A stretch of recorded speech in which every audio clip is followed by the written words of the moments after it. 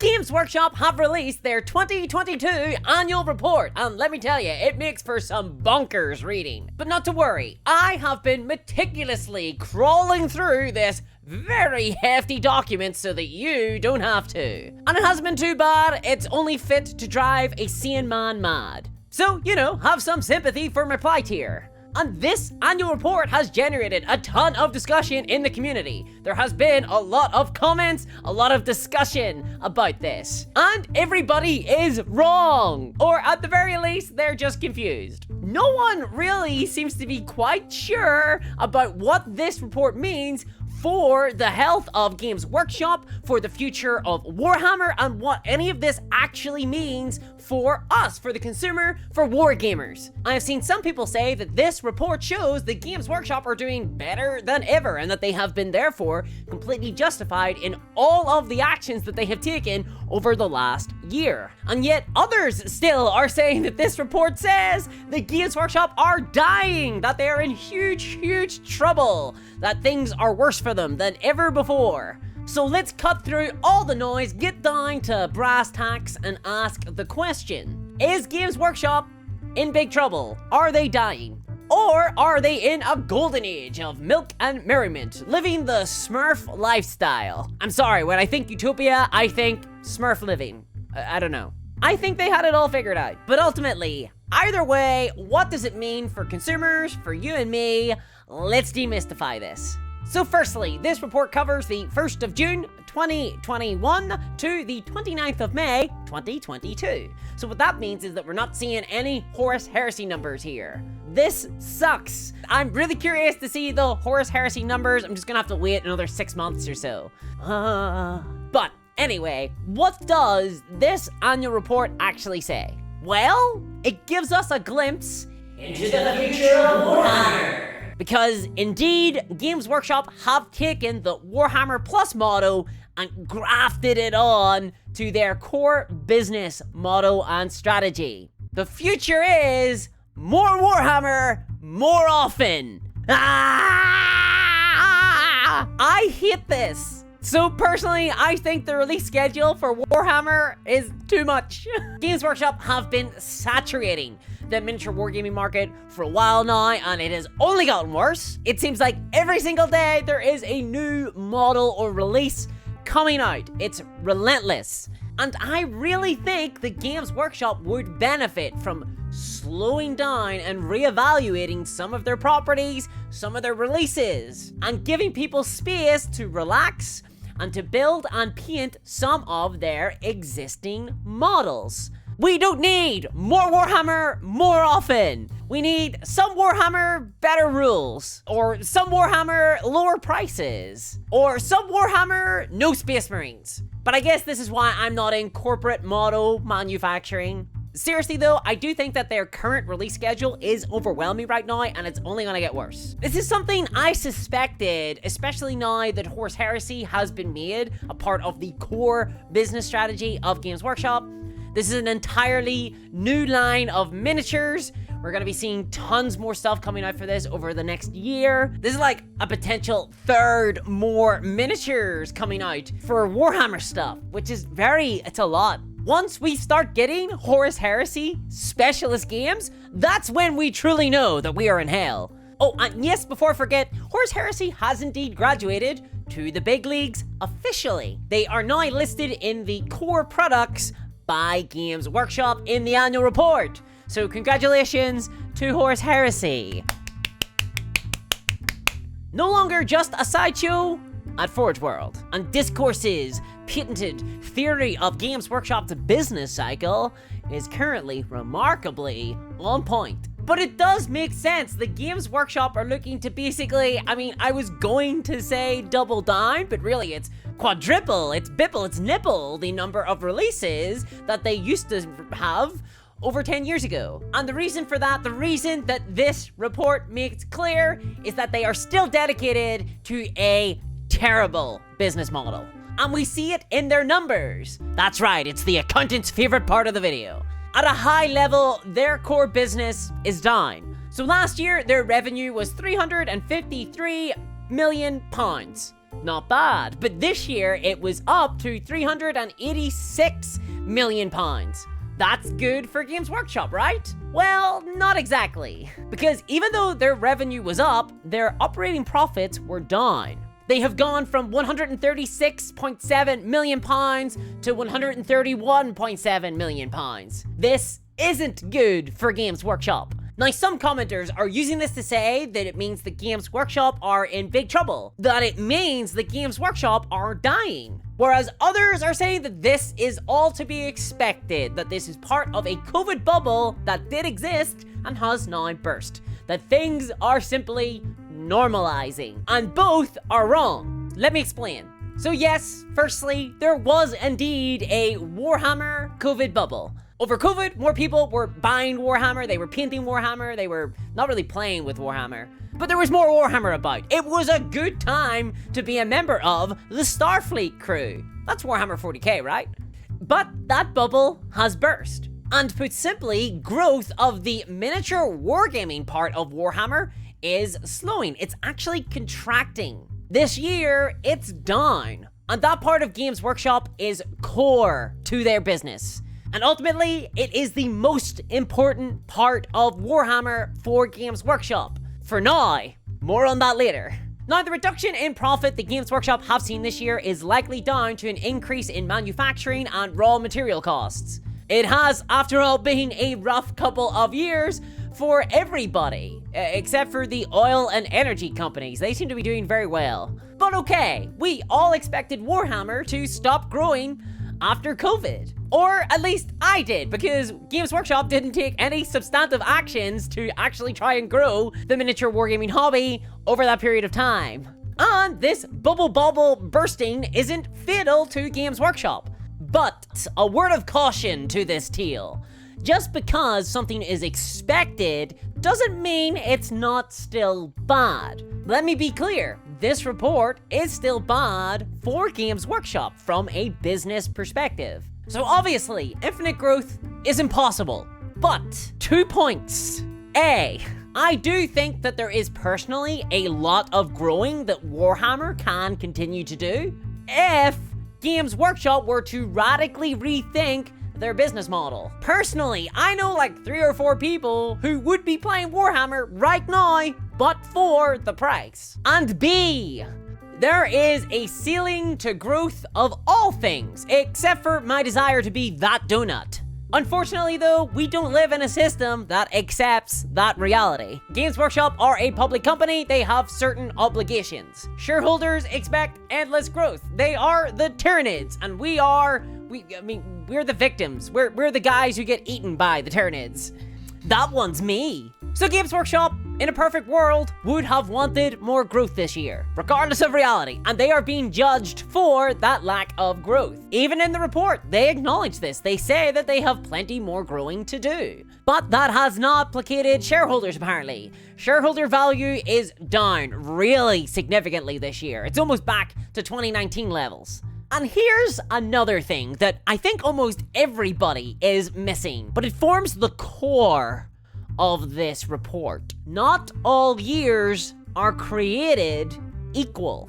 In fact, in this report, they say that they have sold more miniatures this year than in any year before. Note, they aren't saying that there are more hobbyists playing Warhammer than ever before, just that they have sold more. That makes me incredibly nervous. Now I want to quote something else from that report. Warhammer 40k continues to perform. Our new style of launch boxes are proving very popular with customers who want to buy, read as, are cajoled, everything new in a single purchase. So firstly, customers don't want this. Or if they do, we wouldn't even know because they aren't given a choice. Most of the time, the stuff sold in these big bundles isn't released separately, not for at least an unknown amount of months later, and even then, we're never told when the things will be released separately. So yeah, I guess these big bundled boxes are more popular than ever, but that's because Games Workshop are putting more pressure on consumers to buy them. So this is pretty bad, honestly. According to Games Workshop, these big boxes, these big bundles, they are here to stay. And they are likely going to get worse as the year goes on. And I think that this is an incredibly unhealthy business model. They are churning through customers just to find the special little customer. That person who will spend an extortionate amount on Warhammer. People who, again, it has to be said, are made up disproportionately by those with disabilities, people who are neurodivergent, or those who have compulsive spending issues. But Games Workshop are increasing their reliance on wheels. And we are seeing the proportion of income from individual hobbyists grow even as the number of hobbyists dip. And so therefore, we have seen an intense new amount of pressure being placed on consumers to buy, and that pressure is not going to go down anytime soon. In fact, I think that as the numbers of hobbyists go down, that pressure is gonna get even worse. Like a frog being boiled alive, the Warhammer community is going to get cooked. But this is just the natural evolution of an older business model that Games Workshop don't really talk about much anymore, but they used to talk about it a lot during the bad old days. And I did see reference to this business model mentioned once in this annual report. Apparently, Games Workshop are committed to, quote, the niche business model. Oh, it's been a while since I've heard that term. So what they mean by this is that in their opinion, Warhammer will never be big. It will always be small, like a little baby. And therefore, they don't need to really worry about bringing new people into the hobby. They just need to focus on creating a boutique experience. This is their business model. And their obsession with this idea gives them carte blanche to charge anything they want. When they use the term niche, what they mean is they have thrown in the towel on trying to expand certain markets, specifically the ones that they are already active in, such as the UK, Europe, Australia, i.e. they just want to continue attracting their main demographic of young middle-class kids. Specifically, they want to curate a consumer base who are insensitive to continual price increases. That's what niche actually means. And these massive bundle boxes, these huge upsells, these tricks designed to get hobbyists spending 10 times more money than they otherwise would, they are just the logical conclusion to this niche business model. And that's why Warhammer isn't really growing anymore. It's also why it's not really dying. It's why it's just sort of dipping. It's because Games Workshop don't care to make it big and popular. Not really. They don't think that it can be. They don't think that Warhammer can be big at all. At least in terms of the core products, the miniatures, the war games, the things that, as a miniature wargamer, I care most about. And as a consumer of Warhammer products, this really blows. See, this discussion here, this is more important to me than whether Games Workshop profits are up or down, whether their revenue is up or down, whether their share price is up or down. This is the stuff that actually matters for us. This core business model sucks for us. It means worse value for money. It means bigger bundles. It means bad rules. It means impunity for Games Workshop when they do really nasty stuff. Like when they trap content creators in predatory NDAs, or when they just simply lie about Curse City. It means that Games Workshop will continue to seek new and innovative ways to exploit their small customer base. At least for the foreseeable future. And this sucks, but they acknowledge it in this report. They say, quote, "In the short term, we measure our success on our ability to grow sales whilst maintaining our core operating profit margin at current levels. A core operating profit margin that hovers from between 40 to 45%. An excessive core operating profit margin. So anyone expecting Games Workshop to improve, well, unfortunately, I don't see it happening. Hell, I don't even see them maintaining their current practices. Even at the core level, their prices. We have seen a lot of price increases this year. We're gonna see more. And we're probably going to see them at the same rate that we've been seeing them this year. Hell, it might get even faster. Not that I can think of a way to do that. It seems like every single release these days is going up in price. The future does not look good for us. Price rises have been constant this year and well above inflation and the underlying price increases to things like raw materials, for example. Hell, these price increases the Games Workshop are passing on to consumers could have just been eaten by them. Just like Wargames Atlantic did with their costs. Wargames Atlantic, of course, being a much smaller company with much shallower pockets. But how about Australia? In the last report we saw that numbers were like way down for Australia. The market down under had collapsed. Well, it's still down under in both ways. In both ways! It hasn't improved at all. And interestingly, numbers are also way down for places like Russia, which isn't exactly a huge surprise. Games Workshop have completely stopped doing business there. But also in China. Numbers in China are down as well. And that's really interesting because China should be a huge growth area for Games Workshop. It's an entirely new market with a huge potential player base. China will grow larger. But Warhammer doesn't really seem to be penetrating that market. This suggests that they're facing some competition there. And by the way, they are. From what I've heard, more people over there play Infinity than Warhammer. Games Workshop don't have their regular corporate monopoly that they're used to. I'm afraid to say, they have to work for this one. And as a result, I think they're kind of losing. But let's watch this space. There's still everything to play for. Speaking of not seeing any growth though, let's talk about Warhammer Plus. I think it's fair to say that as a platform, Warhammer Plus has pretty much tanked. The annual report at least seems to suggest as much. Not that it really says anything at all. Warhammer Plus is literally given as single sentence. And in previous reports, we saw that viewer figures were really bad.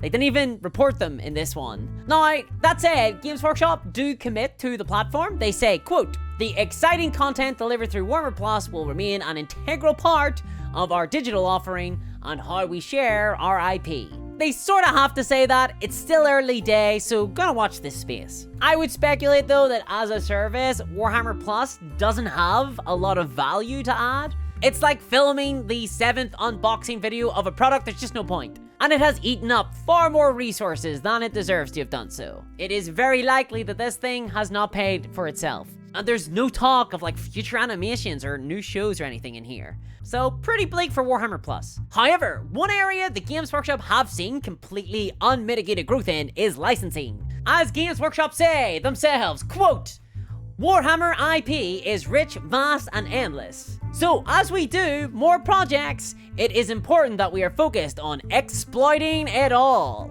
Then they cackled evilly, turned into a column of bats, and flew off into the night. So yes, increasing licensing. This has been huge for Games Workshop this year. They have almost doubled their income from licensing. They have gone from a revenue of 16 million squids to 28 million squids.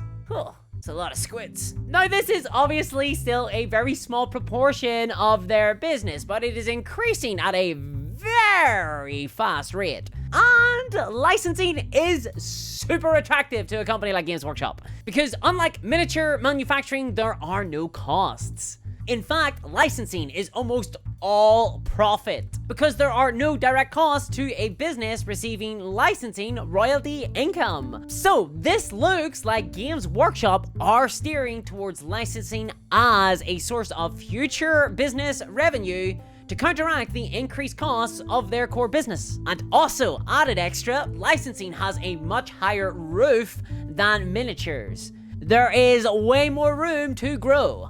As Joker would say, there's room for aggressive expansion. And then he would break a pool cue over his leg and throw the broken shards in between 3 different hirees. And then he would expect them to fight to the death in order to join his crew, which is sort of how I kind of imagine Games Workshop's hiring process. Seriously, I have spoken to freelancers who have worked with Games Workshop, many of whom are no longer with us. And we have seen them mostly get into video games recently. In fact, they actually say in this report that there are 12 Warhammer licensed video games currently in development. Though, the biggest one that they list so far is a gacha game from Nexon, which is very disappointing. Seriously, they have made £7.5 million from that trash. But the future will see more media, apparently. They say, quote, "We remain confident that we will bring the worlds of Warhammer to the screen like you have never seen them before. We are pragmatically patient, but it is not in our complete control." So this is very cryptic. They could be referencing the Eisenhorn show here, or even a Warhammer movie. Honestly, I could see either one happening. I feel like we haven't heard anything about Eisenhorn in forever. And one thing to note here is that they seem a little bit sore, honestly. I think that Hollywood and Amazon might have a lot of problems with the setting of Warhammer 40k. So this whole area, it's obviously early days in a much bigger story. And we'll probably start seeing a lot more crossover stuff in future. Things like that new Magic the Gathering card sets that has the Warhammer license. Or maybe we'll see some new Fortnite miniatures. Aren't you looking forward to that? But look, in a vacuum, increasing licensing is good. It can lead to long-term more growth for wargaming. I personally got into Warhammer through Dawn of War, the video game, and then into wargaming generally from Warhammer. There is a pathway there to success. It's just kind of akin to walking along a tightrope, because I'm very worried about those people in the middle, where they go from having watched a Warhammer 40k movie or having played a Warhammer 40k video game, and then they get into Warhammer, and then they get monetized aggressively by Games Workshop, and grow disenchanted with the entire hobby and leave, having never played any other war games. It's kind of a tale as old as time. And that's the intersection that sort of gives me pause. Oh, and one thing to note, by the way, Warhammer isn't the hobby. Miniature wargaming is much bigger than Warhammer. It's so much bigger than this. I'm only analyzing Games Workshop's books because they're public. But remember, even if Games Workshop sales are down, even if there's less people playing Warhammer, that doesn't mean that there's not more people playing miniature war games. It doesn't mean that there's not more sales happening for other companies. We don't know. Many of them are private. They don't publish their numbers. Sadly though, for Warhammer fans, everything in this report suggests that Games Workshop are going to be doubling down on their existing practices. Nothing in here suggests that they're going to get any better, that they have learned any lessons. In fact, I actually think that things are going to get worse. And as their core business continues to contract, I think they're going to grow more desperate to increase their profits. Really, the only light that I see in this annual report is that we're probably going to get more Warhammer video games. So I mean, yay for that, I guess, but most of them are probably going to be Nexon-style gacha games. So, boo as well, I suppose. Not exactly inspiring. And I'm not going to mince words here. I honestly think these results are probably some of the worst that we could have seen. It shows that Games Workshop's current business model is working to make them more money. People are buying these massive box sets. People are buying into seasons. And people are paying $300 for less than ever before, and prices keep going up. I'm actually worried that there is no limit to the potential increase in pricing. So anyone hoping that Games Workshop's current predatory business model wouldn't result in sales, i.e. me, we have nothing to celebrate here. Nothing at all. That is a real bummer, but it's not exactly surprising. Companies utilize predatory practices precisely because they work, because they squeeze more money from consumers. It's up to us to stand up against them and make these practices as unattractive as possible, and make sure that even if they create more profit, that other companies aren't tempted to indulge in these behaviors. So for those cheering, I just want to remind you, there is nothing to celebrate about profits earned from taking advantage of people. Secondly, anyone who wants the miniature wargaming hobby to grow, there's nothing to celebrate in this report either. The hobby hasn't gotten bigger. In fact, Warhammer population has contracted slightly, more than likely. Games Workshop are falling back to their captive audience. The Warhammer hobbyists, TM, those who will keep compulsively buying. I don't think we're going to see the same numbers of hobbyists like we saw during COVID. Unless something very unusual happens. I'm sure that Games Workshop have their fingers crossed for monkeypox, but feeling that Games Workshop growth has slowed, Looks like they have indeed hit their limit. This seems to be as big as it gets, so long as they continue to pursue their niche business model, at least in normal times.